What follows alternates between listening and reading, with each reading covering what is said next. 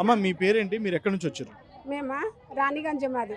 Double bedroom ఇస్తామని మా పాత ఇండ్లు తీసేసారు. ఇప్పుడు 8 సంవత్సరాలు అవుతుంది. ఇండ్లు ఇచ్చి 4 ఏళ్ళు అవుతుంది. ఏ ఆఫీసులో పంటిపోయినా మమ్మల్ని ఎవరు పట్టించుకుంటలేరు. నాకు ఆడపిల్లలు, 2 ఆడపిల్లల ఇండ్లలో పని చేస్తా. ఎక్కడ పోయినా మమ్మల్ని ఎవరు మీదేం లేదు అని అంటున్నారు. నేను పెళ్లి చేసుకున్నానే, నా పిల్లలు అయిన దాన్నే. ఇప్పుడు ఇండ్లు ఏమంటే ఇండ్లు ఇస్తలేరు. ఇప్పుడు 8 ఏళ్ళ కల్లా నేను బయట కిరాయికుంటున్నా.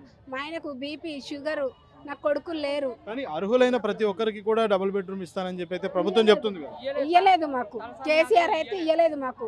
బస్సుల లీడర్లు కూడా ఒకరొకరు 3, 4 పైసా కాసపడి అట్లా తీసేసుకున్నారు.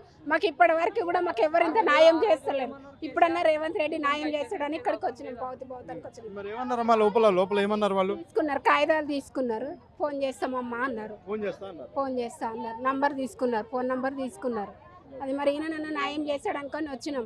8 ఏళ్ళ కల్లా ఇదే శిక్ష పడుతున్నాం కానీ ఎవ్వరు మమ్మల్ని పట్టించుకుంటలేరు. బస్సుల లీడర్లు కూడా పట్టించుకుంటలేరు మమ్మల్ని.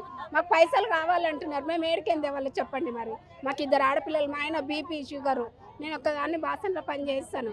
వాళ్ళు అట్లా కూడా ముఖం చూస్తలేరు బస్తీలా.